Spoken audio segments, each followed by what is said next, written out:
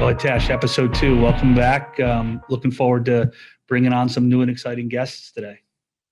Thank you. Yeah, these guys are definitely industry veterans. They've been around for a long time. Excited to have them.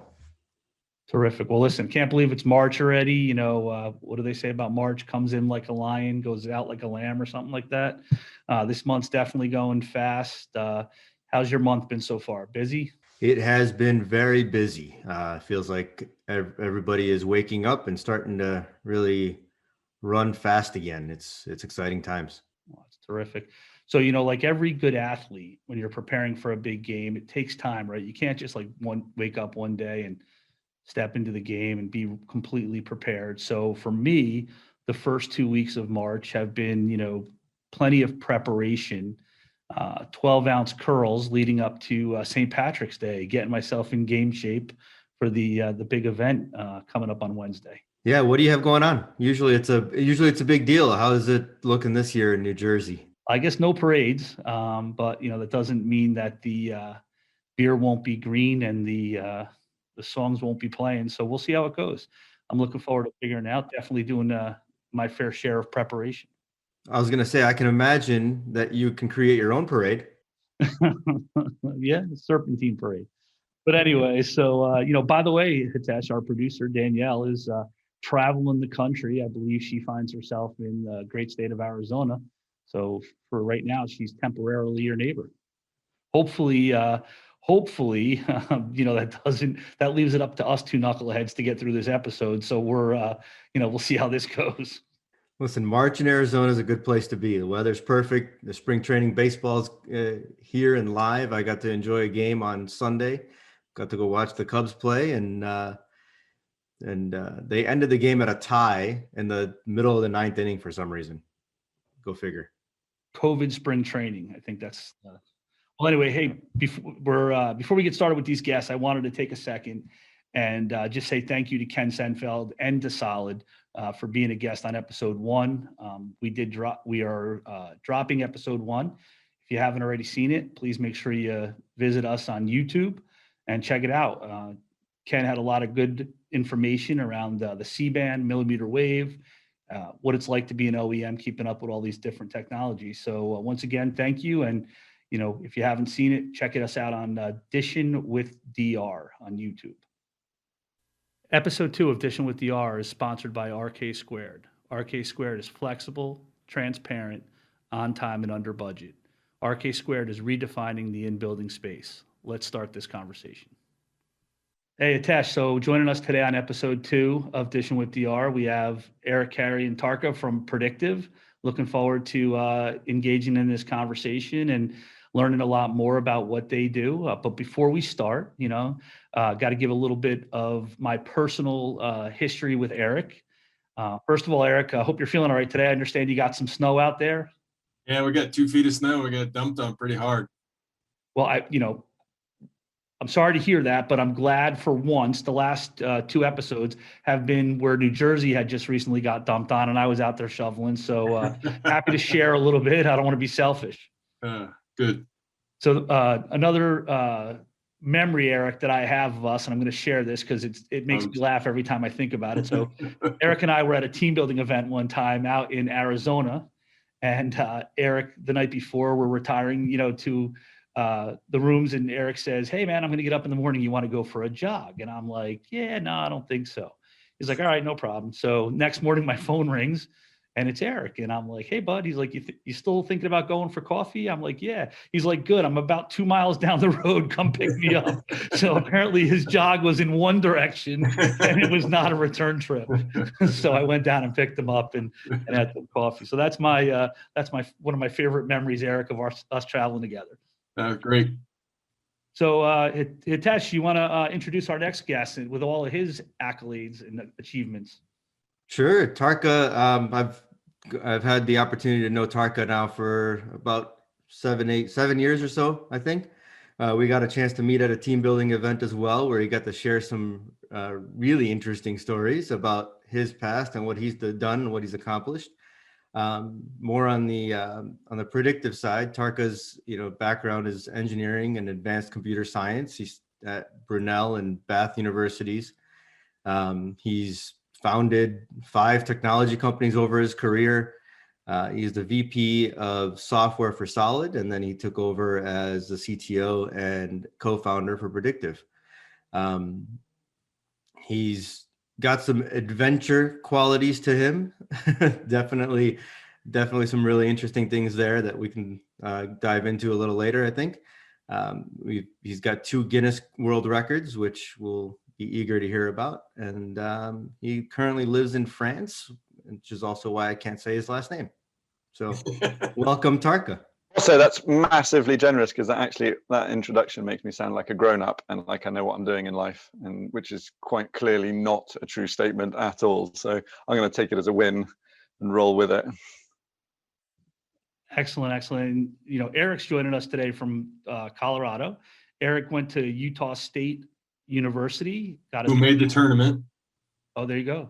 And that large bid made the tournament, so that's a good sign. Dancing this year. Good stuff. He got his degree in computer engineering and then went on to get an MBA in technology management.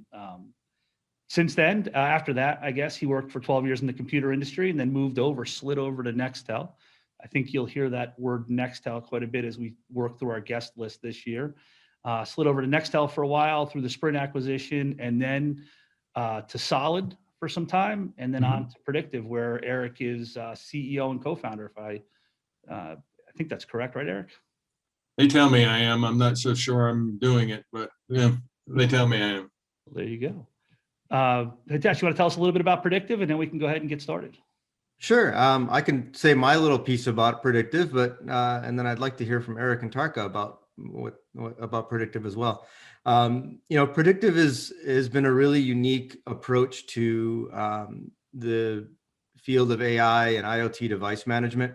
They're really looking to be the leader in that space, and they're proud to be in that space. The company's unique solution is in the telecom industry already.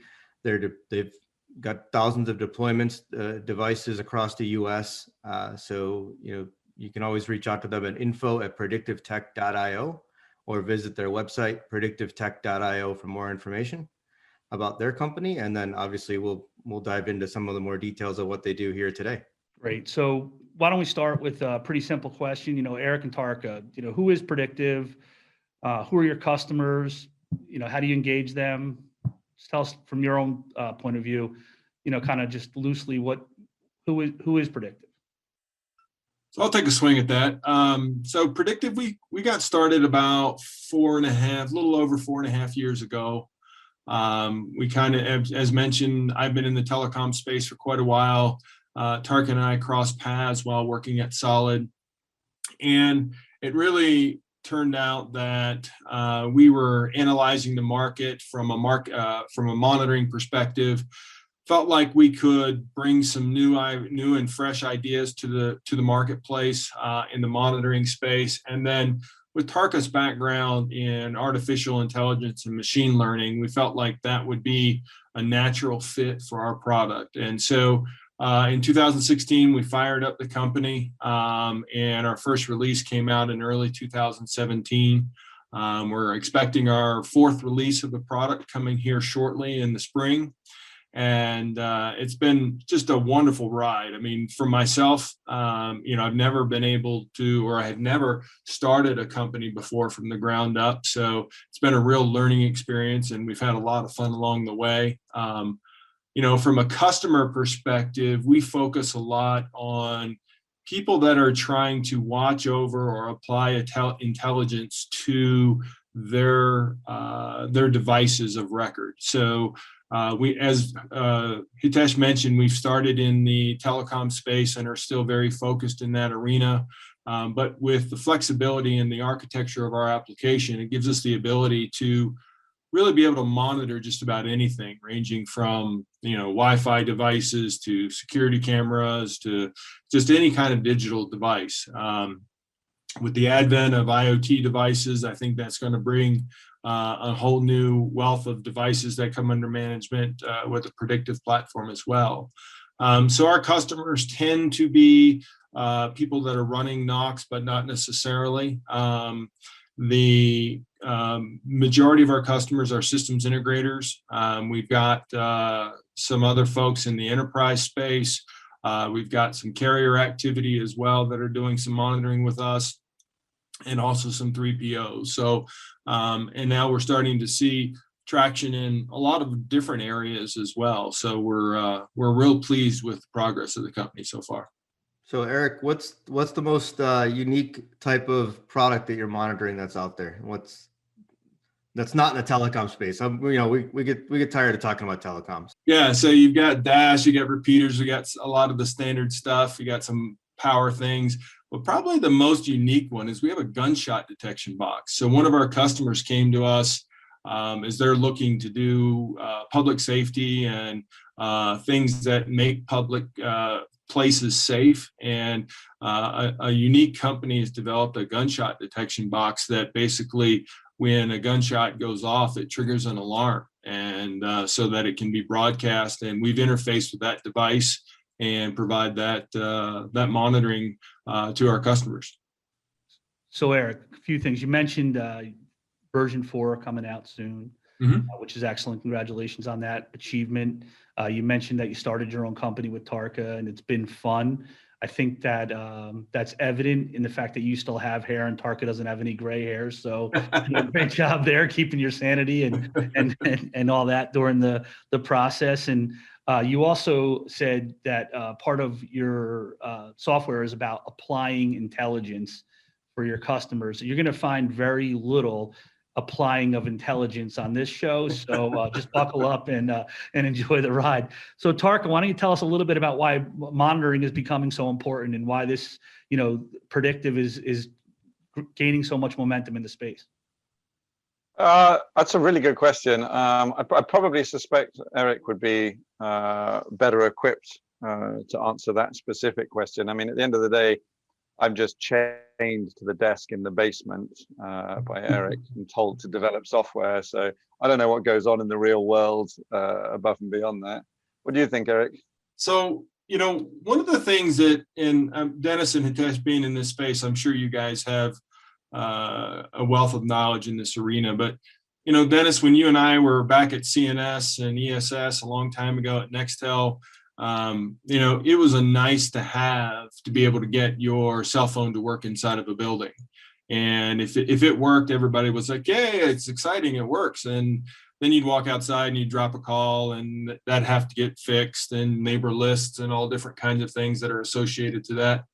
But what's really kind of transpired is that now buildings need communication inside. You need to be able to walk outside and make that communication. You've got public safety. That's a real important and very hot topic right now.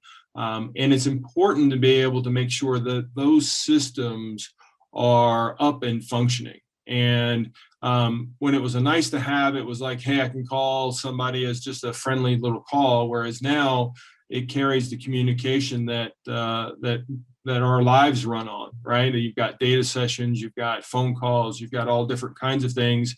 You run your business on your cell phone. So the world has changed a lot. And so it is our belief that those things need to be watched over and monitored, because when something important happens in your life, in your business, you want to be able to pick up that phone and make sure it's working. And having equipment fail, which it does, it's electronics, that's what happens. It's not a reflection on necessarily the equipment. It's just that things wear out over time. People come in and change the characteristics of a building. People disconnect things all the time. And so when those types of things happen, you don't know that your service that you're counting on is no longer available to you. And so we believe that monitoring is a great way to make sure that those communications work as expected when you need them most. So as you transition from a nice to have to a need to have, something that impacts or is impacted by life safety or just, the importance of communication in general, you look at that, more people are going to need to expand into monitoring. If I'm on the outside right now and I need to get into monitoring, what do I need, Eric? Do I need to go build a knock? How do I get started? Great question. And that's one that a lot of people wrestle with. Building a knock is an expensive proposition. And in some cases, it's very, very warranted, and it's the right way to go. So you get all the screens that show up on the wall. So you see everybody's seen what a knock looks like. And in some cases, some of our customers are doing those types of things. But what we find is that what's really important is that systems need to be able to notify people of issues. Our system needs to be able to ingest it from all types of devices. And that's one of the nice things about our platform, is that we interface with so many different devices. We read those alarms, and then in turn, we can push the notifications out to our customer base, whether that's text, whether that's email, whatever form that they want. So in some cases, it's real simplistic type monitoring, where you're just getting that notification to your phone or to your computer to go via your email or your text. In other cases, it's very sophisticated, whole knocks and the whole screens and all those kinds of things need to be set up. So at the end of the day, it really boils down simply to an alarm goes off or a message happens that somebody needs to receive, and we need to make sure that we're delivering that to the customer base so that they know something has happened, some activity needs to transpire, and they need to work on something. And so sometimes that's a full knock, sometimes it's not. So it really is up to the customer, and that's one of the strengths of our product is it's not, you don't have to build that full built out knock to be able to use our platform. Well, that sounds like an easy start, right? It sounds like a much easier start, not having to worry about building the knock and all that. So Hitesh, as someone who has experience in seeing the other side of this information, receiving these alerts, receiving these alarms, if you will, you have any questions for Eric and Tarka? Yeah. So, in a previous life, we've had a lot of alarms come through that are nuisance alarms, right? I mean, I think it's anybody that's managed a system or managed a network, you always get a bunch of, alarms that aren't relevant, that aren't useful. And I know your product offers artificial intelligence, right? So does that play into kind of streamlining a lot of that, or does that help the end user be more efficient and more effective in what they need to do? I mean, it's one of these massively wide spectrum ideas, and people use it and throw it around. It's a word that's thrown around because it's the cool buzzword at the moment, and there's not a lot of, I think, tangible understanding about it, which leads to a lot of confusion. And very often, on one end, you've got people dreaming up that Skynet's taking over the world, and we're all going to wake up tomorrow and the robots are going to take over. And then on the other end, we've got Siri or Alexa, and you try and ask it to switch on the lights, and it switches on some drum and bass music. So there's a lot of confusion and disparity between the reality of where AI is, what AI can actually do, and where it's going. And for me, my goal has been, with working with AI, not just with the company but with all my work on it, is that its primary advantage is for decision augmentation. So humans are really, really amazing at some things. Our mind is so incredible at certain things, but there are other things that we're just not very good at. And we're not very good at big numbers. We're not very good at processing large amounts of information. We're not very good at abstract pattern matching. And those are things that AI is incredibly good at. And so in your particular example, Hitesh, which is where you basically end up with this scenario where noise, at a very basic level, the systems are doing what they're told, which is, oh, something's wrong, here's some information. Here's something's wrong, here's some information. I mean, you're going to tell people, but we've kind of reached a stage where big data is only valuable when it has some, in inverted commas, intelligence applied to it. And the idea of having things like anomaly detection which is not just saying, have I jumped out of my hard limit, my hard threshold here? It says, hey, I'm going to look at the last week, the last month, the last year. I'm going to see what happens at this time every day. You know, if it's jumping out of the same spot every single day, anomaly detection. So it's going to be able to reduce a lot of that noise. So applying AI from an augmentative perspective and being able to take this huge, vast amounts of data that do exist. And like you said, you know, it's all good and well having one system that you monitor that might produce 10 or 20 alarms.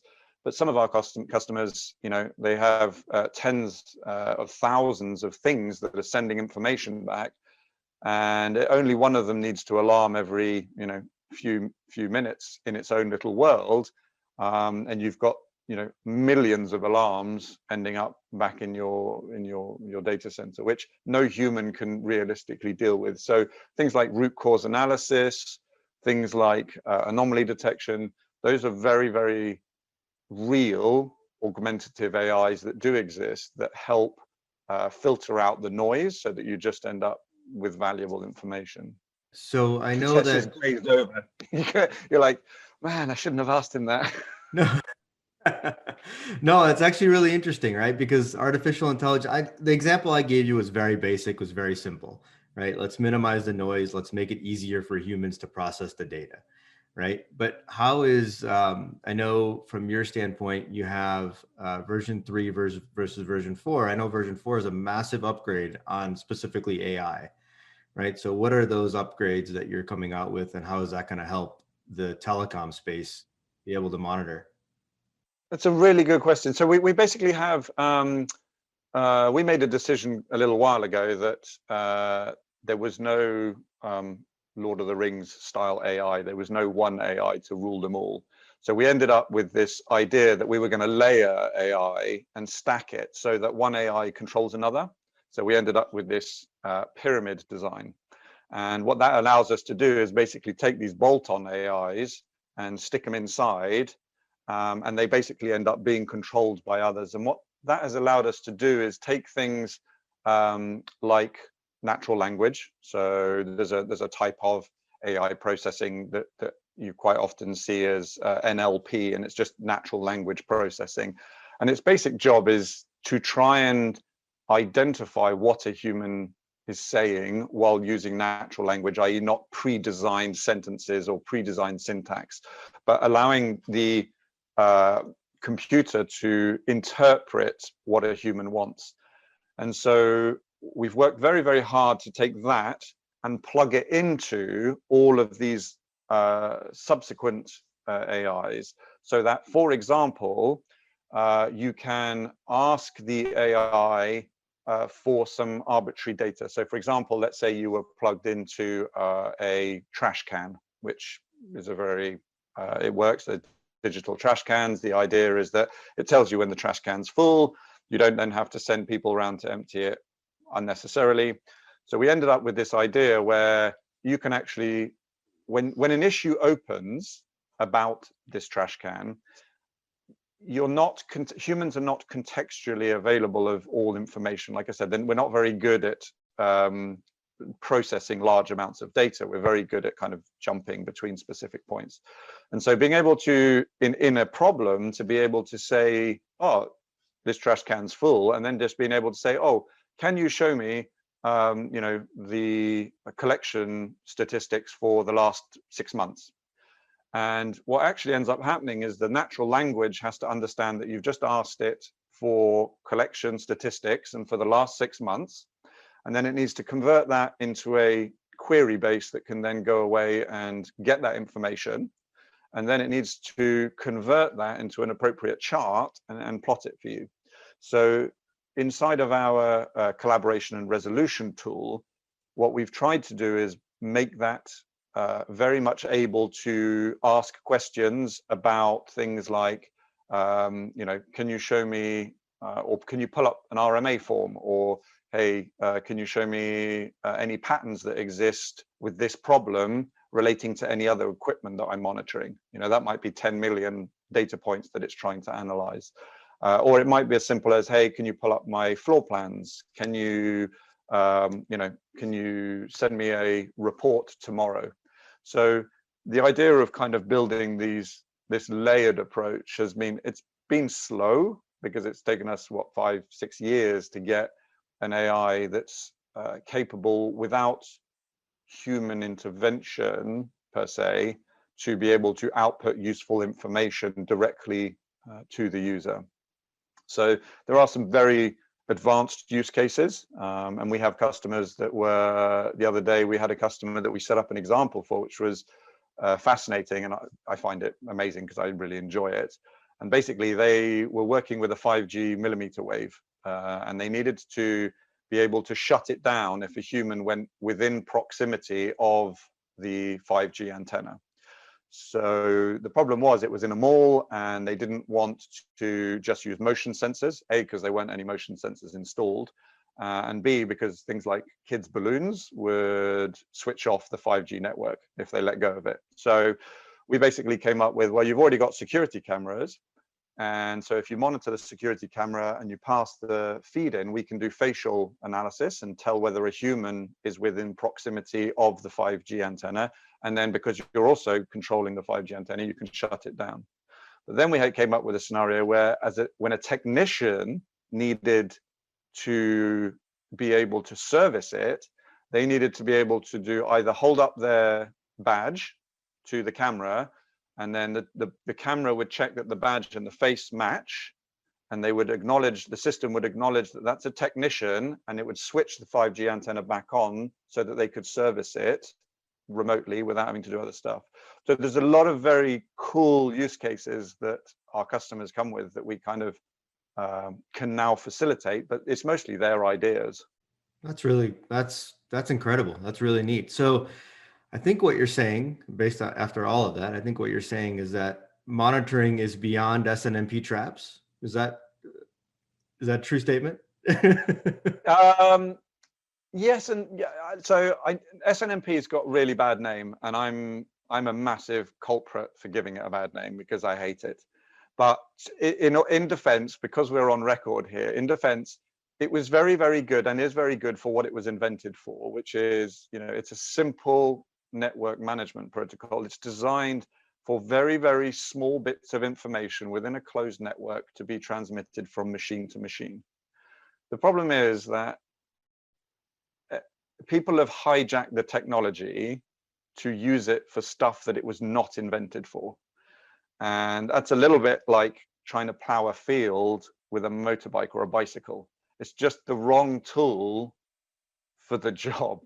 And, if you have a closed network that you're not allowed any external, and you're not interested in any kind of intelligence, and you've got a few bits of information flying around, SNMP is brilliant.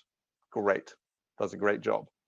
As soon as you need any kind of data gathering, or you need any sort of large amounts of data, or security is a big issue for you, which it should always be, or you're transmitting more than a couple of values, or you value your sanity, or you like your customers, take your pick, you're kind of drifting away from the useful life of where SNMP goes. So, like I said, it has a real legitimate use case. I just don't think 99.9999999% of the actual uses fit within that use case. And I'm sure everybody can disagree, including Eric. So Tark, I'm going to serve this one up for both you and Eric, or you or Eric, to comment on. On our last episode, we talked about private LTE, CBRS, how that's becoming a big part of the conversation in the in-building space or in the wireless space in general. How do you see your product working with CBRS? Are there applications that you're already looking at, working on in that space? Yeah, so I'll take a swing at that one. What an exciting space, right? I mean, running your own private LTE network has so many advantages. You can run applications on it. You can connect your phones to it. It's just the possibilities are endless. But one of the things that I think we're all still kind of learning about CBRS bands and how to run your private LTE and taking care of it and managing it. I think what we're learning is that it's going to be something that's going to be really important that people who know how to manage those networks can do so. There's a lot of different, maybe a lot's the wrong word, but there's several different pieces and parts from the EPC and then the SaaS and then, all the different types of licenses and variety of different things that are out there. How we see it playing out, and we're really excited about it, is that our customers and, even others outside of our customer realm, they're going to be installing these types of solutions for their customers. And in most cases, we kind of feel like the end user is not going to be somebody that's going to be managing and maintaining those networks. In some cases, they might have the staff to do that, but in other cases, that they're going to be looking for people to be able to manage and monitor those networks, just like they do their cellular networks today. And so we feel like with our ability to interface so easily into all different types of equipment, that we can interface with those, bring everything visible up on the screen, that we're going to be a part of that private LTE discussion as it relates to the managed services play. And quite honestly, several of our customers are already getting into that space, and they're jumping in with both feet. They see the value of it, and in the managed services play portion of it, they're in. And so we're along with the side with them. We're already working on interfacing with some of those products today. And in short term, when they start turning those systems up, we'll be ready to go and be able to have the visibility I think they're looking for, so that they can monitor and manage remotely. Well, excellent. So, Eric, you mentioned exciting, and before that, Hitesh asked about traps. So watch as I smoothly set this trap. So Tarka, I don't know if you heard, but the studio I'm in is in Clifton, New Jersey. I don't know if you're familiar with this part of Passaic County, New Jersey. It's, but if I go outside and I look due west, there's this Garrett Mountain. It's this mountain that stands there. It's kind of famous here in Clifton. There's Castle up on the top. Just curious, Tarka, you have any experience with mountains or? None, absolutely none. I've never been to a mountain in my life. Yeah, no, I was very fortunate that I was brought up in the mountains, and so my desire to kind of be outdoors merged with being a irresponsible teenager, kind of led me down a path for a number of years where I did spend a lot of time traveling around the world and getting to do a lot of fun stuff.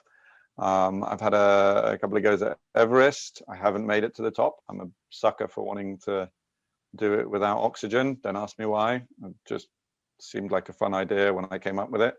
So I'm going to keep trying that. And yeah, I think actually, Hitesh, in fact, both of you, I think I met you guys just very shortly after, I think I've been to the South Pole. That was when I met you guys, wasn't it? I think. It was. You were skinnier then than you are now, which is tough to imagine.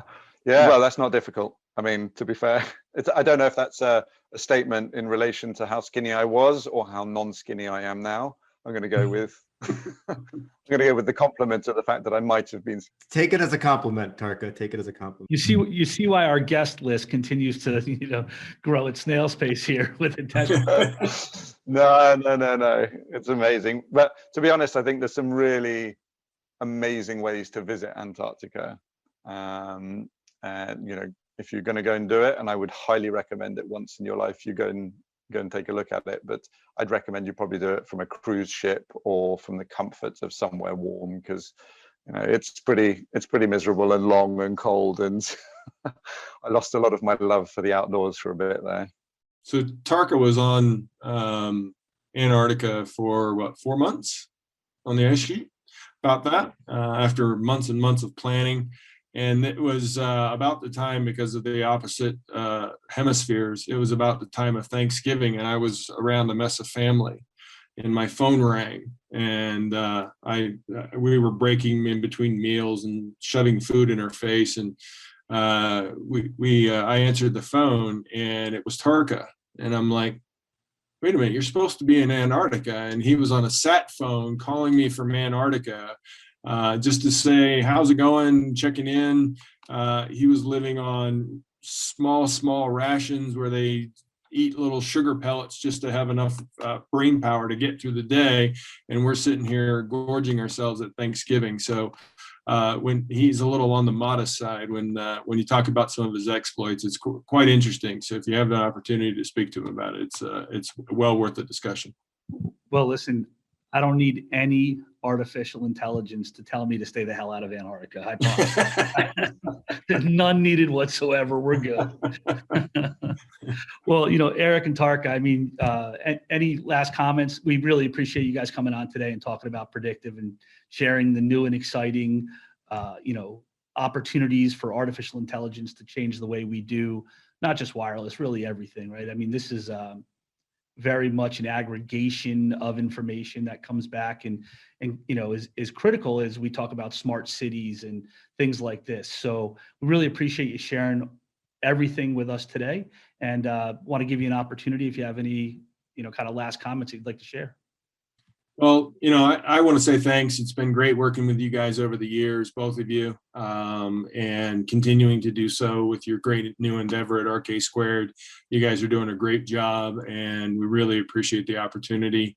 We're into solving problems for our customers and trying to help out. So as people start thinking about challenges of monitoring or data analytics or any of those types of challenges, we welcome them to reach out to us and see if we can't help. And if we can, we will. If we can't, we'll try to help find you a solution to your problem. So, but we really appreciate you guys inviting us on, and it's been great chatting and catching up with you guys. Excellent. Tarka, anything? Yeah, I mean, echo the thanks, for having us. It's great to see other faces in this, post-COVID apocalyptic world where we all have to do everything from Zoom now. So it's great to catch up and have a chat. And yeah, my team and I, we thrive down in the basement on solving problems. So if any of your listeners, even if they just want some help or some advice, and just want to see if there are things that we can solve. We absolutely, we love just crazy problems, even if we can't get to the bottom. Worst cases, we'll just say, we can't, this is not for us, we can't do it. But, it's, we'd love anybody to come forward with any challenges that they might have and see if we can give them a hand. Excellent. Before I ask you, Hitesh, I just want to comment, Tarka, that, you are officially the first international guest on Dishin with DR. So, I'm going to play that up to the full tilt. Go for it. Hitesh, you have anything you want to close up with, bud? Any questions?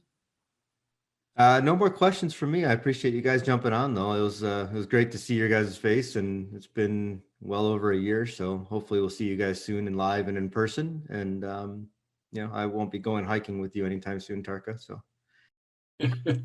Eric, why don't you go ahead and tell us where we can find Predictive real quick, and then we'll wrap up here.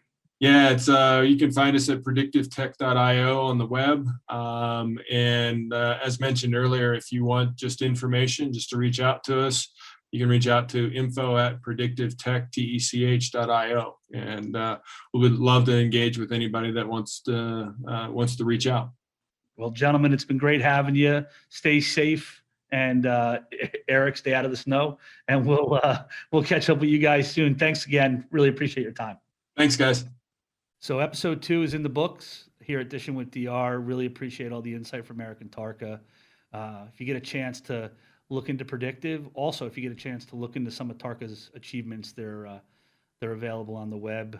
Check out that journey he made across Antarctica, etc. So real interesting group of guys. Great to have them on the show. To be a guest on Dishin with DR, you can send us an email at podcast@dishinwithdr.com, and we'll reach back out and schedule some time to talk about having you on, talk about what's important to you, answer any questions, and set up an episode for you. In addition to that, you can find us on YouTube and LinkedIn at dishinwithdr.